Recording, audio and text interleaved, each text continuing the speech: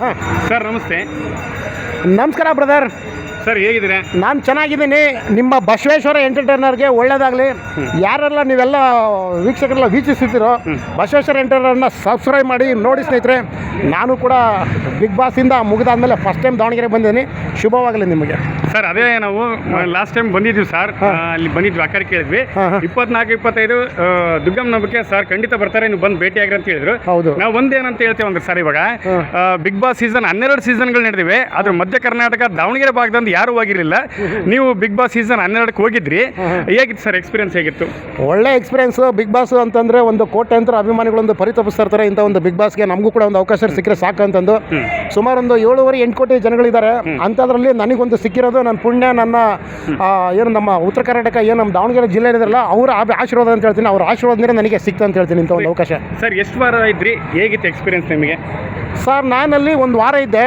So ಎಲ್ಲ ಸೇರಿಬಿಟ್ಟು ಒಂದು 2 ವಾರ ಆಯಿತು. ನಾನು 1 ವಾರ ಇದ್ದಿದ್ದು ಅಷ್ಟೇ ಬಿಗ್ ಬಾಸ್ ಮನೆಯಲ್ಲಿ. ಒಂದು ಮೋಸ್ಟ್ ಎಕ್ಸ್ಪೀರಿಯನ್ಸ್ ಇತ್ತು.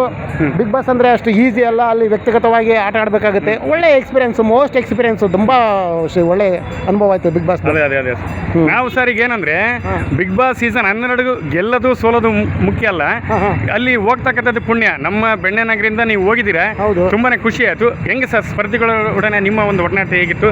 ನಿಮಗೆ ಇಷ್ಟವಾದ ಸ್ಪರ್ಧಿ ಯಾರು? ನನಗೆ ಇಷ್ಟವಾದ ಸ್ಪರ್ಧಿ ಅಂತಂದರೆ ನನಗೆ ಅಲ್ಲಿ ಒಬ್ಬ ನಮ್ಮ ಸ್ನೇಹಿತರುಗಳಿದ್ದಾರೆ, ಭಾಳ ಜನ ಇದ್ದಾರೆ. ಎಲ್ಲರೂ ಕೂಡ ನನಗೆ ಇಷ್ಟನೇ. ಯಾರು ಕೂಡ ಇಂಥವ್ರು ಇಷ್ಟ ಅಂತಂದಲ್ಲ, ಪ್ರತಿಯೊಬ್ಬರು ಕೂಡ ನನಗೆ ಇಷ್ಟನೇ.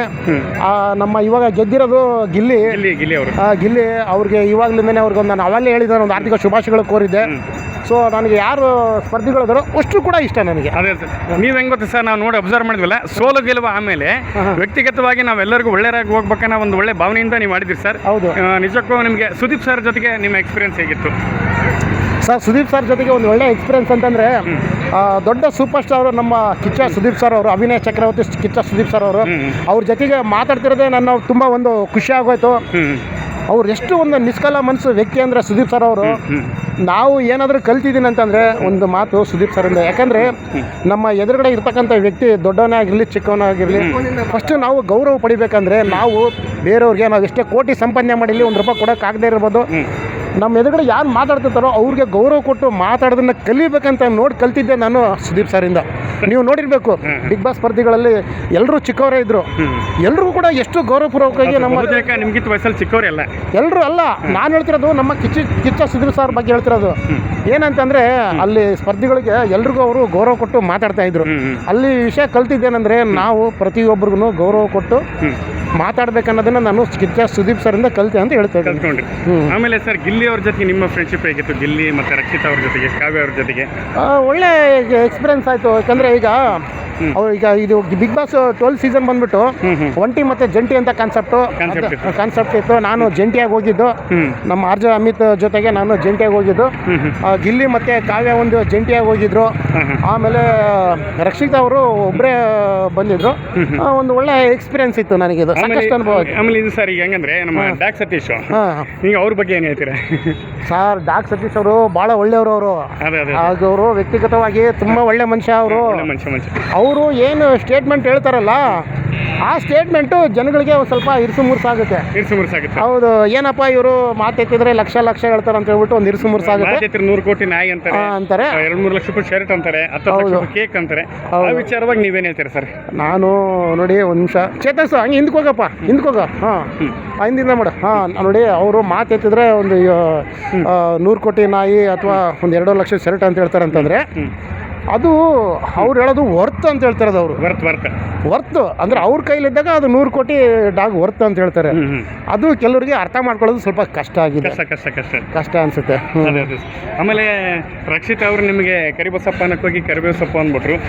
ಪಾಪ ನೀವು ನಮ್ಮ ತಂಗಿ ಅಂದಿದ್ದು ಹೇಳ್ಬಿಡು ಅಂತೇಳಿ ತಮಾಷೆ ತಗೊಂಡ್ರಿ. ಅದ್ರ ಬಗ್ಗೆ ಏನು ಹೇಳ್ತೀರಿ ಸರ್ ನೀವು?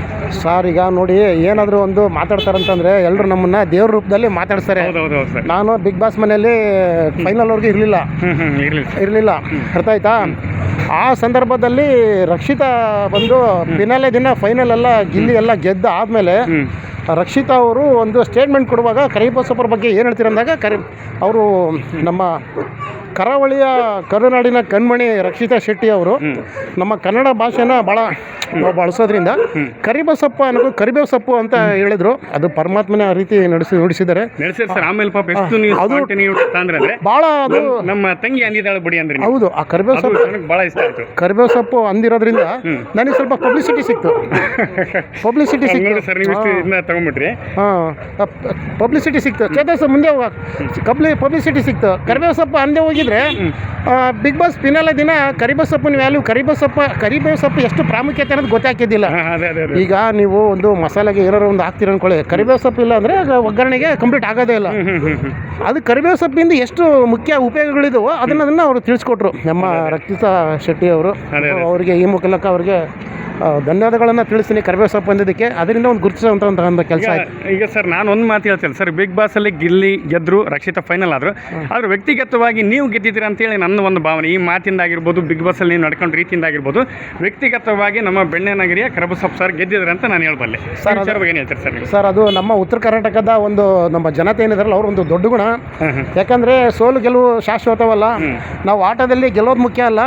ಯಾಕೆಂದರೆ ನಾವು ಈಗ ಆಟದಲ್ಲಿ ಗೆಲ್ಲೋದಕ್ಕಿಂತ ಜನಗಳ ಪ್ರೀತಿ ಗೆಲ್ಲಬೇಕನ್ನೋದೇ ನನ್ನ ಕಾನ್ಸೆಪ್ಟು. ನಾನು ಜನಗಳ ಪ್ರೀತಿ ಗೆದ್ದದನ್ನೋದನ್ನು ಈ ಮುಖಾಂತರವಾಗಿ ನಾನು ಅವರಿಗೆ ಕೃತಜ್ಞತೆಯನ್ನು ಸಲ್ಲಿಸ್ತೀನಿ. ಆಟ ಯಾವತ್ತೂ ಮುಗಿದೋಗುತ್ತೆ, ಜೀವನದ ಆಟ ನಿಲ್ಲೋದೇ ಇಲ್ಲ. ನಿಲ್ಲಲ್ಲ. ನಾನು ಇವಾಗ ಜೀವನದ ಆಟದಲ್ಲಿ ಗೆಲ್ಲೋದಕ್ಕೆ ಪ್ರಯತ್ನ ಪಡ್ತಿದ್ದೀನಿ ಅಂತ ಹೇಳಕ್ಕೆ ಇಷ್ಟಪಡ್ತೀನಿ. ಮತ್ತೆ ಸರ್ ದುಗ್ಗಮ್ಮನ ಹಬ್ಬ ಹೇಗೆ ತಯಾರಿ ಹೇಗೆ ಮಾಡ್ಕೊಂಡಿರಿ? ಈಗ ನೋಡ್ರಿ, ದುಗ್ಗನ ಹಬ್ಬ ಅಂತಂದರೆ ಇಲ್ಲಿ ನಮ್ಮ ದಾವಣಗೆರೆಯಲ್ಲಿ ಏನು ನಡೀತಾ ಇದೆಯಲ್ಲ, ಇದು ದುಗ್ಗನ ಹಬ್ಬ, ಇದು ಚರಿತ್ರೆನೇ ಇದೆ ಪುರಾತನ ಕಾಲದಲ್ಲಿ. ಕರ್ನಾಟಕದಲ್ಲಿ ಅತಿ ದೊಡ್ಡ ಜಾತ್ರೆ. ಹೌದು, ಮಧ್ಯ ಕರ್ನಾಟಕದಲ್ಲಿ ನಮ್ಮ ಬೆಣ್ಣೆನಗರಿ ಕರ್ನಾಟಕ ಹೃದಯ ಭಾಗದಲ್ಲಿರೋ ದಾವಣಗೆರೆ ಏನು ಈ ಜಾತ್ರೆ ಇದೆಯಲ್ಲ, ದುಗ್ಗಮ್ಮನ ಜಾತ್ರೆ, ಇದು 2 ವರ್ಷಕ್ಕೊಂದ್ಸಲ ನಡೆಯುತ್ತೆ. ಅಂದರೆ ಇಲ್ಲಿ ಏನಾಗುತ್ತೆ ಅಂದರೆ ಈ ಹಬ್ಬ ಚರಿತ್ರೆನೇ ಇದೆ. ಪುರಾತನ ಕಾಲದಿಂದ ಈ ಒಂದು ಹಬ್ಬ ಆಚರಣೆಗಳು ನಡ್ಕೊಂಡ್ಬಂದಿದೆ. ಇಲ್ಲಿ ಬಡವ ಶ್ರೀಮಂತ ಅನ್ನೋದು ಭೇದ ಇಲ್ಲ. ಪ್ರತಿಯೊಂದೊಂದು ಮನೆಯಲ್ಲೂ ಎಲ್ಲ ಕುಟುಂಬದವರು ಎಲ್ಲರೂ ಸೇರಿ ರಿಲೇಷನ್ ಎಲ್ಲ ಕರೆಸ್ಬಿಟ್ಟು ಭಾಳ ಅವರು ಒಂದು ದೇವಸ್ಥಾನ ಏನು ಪುರಾತನ ಕಾಲದ ನಡ್ಕೊಂಡ್ಬಂದಿದ್ದಾರಲ್ಲ, ನಮ್ಮ ದೇವಿ ಜಾತ್ರೆ ದುಗ್ಗಮ್ಮನ ಆಶೀರ್ವಾದ ಪಡೆಯೋದಕ್ಕೆ ಭಾಳ ಜನಗಳು ಭಾಳ ತನ್ನ ಮನಸ್ಸುಗಳಿಂದ ಇಲ್ಲಿ ಭಾಳ ಪರಿತಪಿಸಿದಂಥ ಒಂದು ಹಬ್ಬನ ಆಚರಣೆ ಮಾಡ್ತಾರೆ. ಈ ಹಬ್ಬನ ಕಣ್ಣು ತುಂಬಿಸ್ಕೊಳ್ಳೋದೇ ನಮ್ಮ ಒಂದು ಪುಣ್ಯ. ನಾನು ಚಿಕ್ಕ ವಯಸ್ಸಿಂದ ನೋಡ್ಕೊಂಡ್ ಬಂದಿದ್ದೀನಿ ಈ ಹಬ್ಬನ. ಭಾಳ ಸಖತ್ತಾಗಿ ಇರ್ತದೆ ನಮ್ಮ ದುಗ್ಗಮ್ಮನ ಹಬ್ಬ ಜಾತ್ರೆ. ಈಗ ಸರ್ ಈ ಬಿಗ್ ಬಾಸ್ ಬಂತು, ಹೊರಗೆ ಬಂದ್ರಿ. ನೆಕ್ಸ್ಟ್ ನೀವು ಅಲ್ಲಿ ಬೆಂಗಳೂರಲ್ಲಿ ಏನು ಮಾಡ್ತಾ ಇದ್ದೀರಾ, ಏನು ಕೆಲಸ? ಇವಾಗ ಜಾಬಲ್ಲಿ ಕಂಟಿನ್ಯೂ ಇದ್ದೀರಾ? ಅಲ್ಲ, ನಾನು ಜಾಬಲ್ಲೇ ಕಂಟಿನ್ಯೂ ಆಗಿದ್ದೀನಿ. ಜಿಮ್ ಟ್ರೈನರ್ ಆಗಿದ್ದೀನಿ. ಈಗ ಬಿಗ್ ಬಾಸ್ ಆದಮೇಲೆ ಒಂದು ಸಣ್ಣ ಪುಟ್ಟ ಅವಕಾಶಗಳು ಸಿಗ್ತಾ ಇದೆ. ಸೊ ನಾನು ಗಿಲ್ಲಿಯಲ್ಲಿ ಕೂಡ ಒಂದು ಕಾನ್ಸೆಪ್ಟ್ ಮಾಡಿದ್ದೀನಿ. ಅಲ್ಲಿ ಗಲಾಟೆ ಹೇಳೇಂದ್ರ ಅಂತ ಒಂದು ಕಾನ್ಸೆಪ್ಟ್ ಮಾಡಿದ್ದೀನಿ. ಅದು ಇನ್ನೇನು ಶನಿವಾರ ಭಾನುವಾರ ಬರುತ್ತೆ ಗಿಲ್ಲಿಯಲ್ಲಿ ಜೂನಿಯರ್. ಹಲವಾರು ಅನುಬಂಧ ಅವಾರ್ಡಲ್ಲಿ ಕೂಡ ನಾನು ಗೆಸ್ಟಾಗಿ ಇದು ಮಾಡಿದ್ದೀನಿ. ಸೊ ಎಲ್ಲ ಒಂದು ಒಳ್ಳೆ ಖುಷಿ ಆಗುತ್ತೆ. ಬಿಗ್ ಬಾಸ್ ಆದಮೇಲೆ ಒಂದು ಒಳ್ಳೆ ಅವಕಾಶ ಸಿಕ್ಕಿದೆ ಅಂತ ಹೇಳಿ. ಚೆನ್ನಾಗಿ ಗೊತ್ತಾದ್ರೆ ಆಮೇಲೆ ನೋಡಿ ನಾನು ಹುಟ್ಟಿ ಬೆಳೆದಿರೋ ಮನೆ ಇದು, ನಮ್ಮ ದಾವಣಗೆರೆ ಮನೆ ಇದೇನೆ, ಇಲ್ಲೈತಲ್ಲ ಇದೇನೆ. ಇಲ್ಲಿ ನಮ್ಮ ತಂದೆ ತಾಯಿ ಎಲ್ಲ ಹುಟ್ಟಿ ಬೆಳೆದಿರೋ ಮನೆ ಇದು. ಈಗೆಲ್ಲ ಹಬ್ಬಕ್ಕೆ ಪೂರ ಸಿದ್ಧತೆ ಅಂದ್ರಲ್ಲ, ನೋಡ್ರಿ ಎಲ್ಲ ಕುರಿ ಎಲ್ಲ ತಯಾರಾಗೈತೆ, ಎಲ್ಲ ಸಂಪೂರ್ಣ ತಯಾರಿ ಮಾಡಿದ್ದೀರಿ. ಹೌದು, ಸಖತ್ ತಯಾರಿ. ಹಬ್ಬ ಅಂದರೆ ಹಬ್ಬ, ಅದು ದುಗ್ಗಮ್ಮನ ಹಬ್ಬ. ಭಾಳ ಖುಷಿ ಆಯಿತು ನಿಮ್ಮೊಂದಿಗೆ ಈ ಒಂದು ಬಸವೇಶ್ವರ ಎಂಟರ್ಟೈನ್ಮೆಂಟಲ್ಲಿ ಮಾತಾಡಿದ್ದು. ನಿಮಗೂ ಕೂಡ ಗಾಡ್ ಬ್ಲೆಸ್ ಯು, ಒಳ್ಳೆಯದಾಗಲಿ. ಎಲ್ರಿಗೂ ನಮಸ್ಕಾರ. ನಾನು ವಿಜಯಕುಮಾರ್ ದಾವಣಗೆರೆ ಆತ್ಮೀಯರು. ನಾನಿವತ್ತು ಬಂದಿದ್ದೆ ಬೆಣ್ಣೆನಗರಿ ದಾವಣಗೆರೆಯ ಗಾಂಧಿನಗರಕ್ಕೆ. ಇಲ್ಲಿ ವಿಶೇಷ ಏನಪ್ಪ ಅಂದರೆ ನಮ್ಮ ಬಿಗ್ ಬಾಸ್ ಸೀಸನ್ 12ರ ಸ್ಪರ್ಧಿ ಕರಿಬಸಪ್ಪನವ್ರನ್ನ ನಾವು ಭೇಟಿ ಹಾಕಿ ಭಾಳ ಅದ್ಭುತವಾಗಿ ಸ್ಪಂದಿಸಿದರು, ಭಾಳ ಚೆನ್ನಾಗಿ ಮಾತಾಡಿದರು. ಯಾವುದೇ ಅಮ್ಮು ಬಿಮ್ಮಲ್ಲದೆ ಭಾಳ ಸರಳವಾದ ವ್ಯಕ್ತಿ. ನಾವು ವೀಡಿಯೋದಲ್ಲೆಲ್ಲ ನೋಡ್ತಾ ಇದ್ವಿ, ಇವ್ರು ಬಾಡಿ ಬಿಲ್ಡ್ ಮಾಡಿರೋದು ನೋಡಿ, ಇವ್ರು ಇರೋದು ನೋಡಿ ಹೆಂಗಪ್ಪ ಸರ್ ರೆಸ್ಪಾನ್ಸ್ ಮಾಡ್ತಾರೆ ಅಂತೇಳಿ ಭಾಳ ಅದ್ಭುತವಾಗಿ ರೆಸ್ಪಾನ್ಸ್ ಮಾಡಿದರು. ಮುಂದಿನ ಇವರ ಒಂದು ಏನೇನು ಯೋಜನೆಗಳಿವೆ, ಏನೇನು ಪ್ಲ್ಯಾನ್ಗಳಿವೆ ಎಲ್ಲವೂ ಸಕ್ಸಸ್ ಆಗಲಿ, ಒಳ್ಳೆಯದಾಗಲಿ. ಅಂತಿಮವಾಗಿ ಅವರಿಗೆ ದುಗ್ಗಂಬಿಕಾ ಜಾತ್ರೆಯ ಶುಭಾಶಯಗಳನ್ನ ಹೇಳ್ತಾ ನಾನು ಅವರಿಗೆ ಶುಭವನ್ನು ಕೋರ್ತೀನಿ. ಕ್ಯಾಮ್ರಾಮನ್ ಲೋಕೇಶ್ ಜೊತೆ ವಿಜಯಕುಮಾರ್ ದಾವಣಗೆರೆ ಗಾಂಧಿನಗರ. ಎಲ್ಲರಿಗೂ ಒಳ್ಳೆಯದಾಗಲಿ, ಶುಭವಾಗಲಿ. Thank you sir. ಸರ್ ಒಂದು ಫೋಟೋ ಸರ್.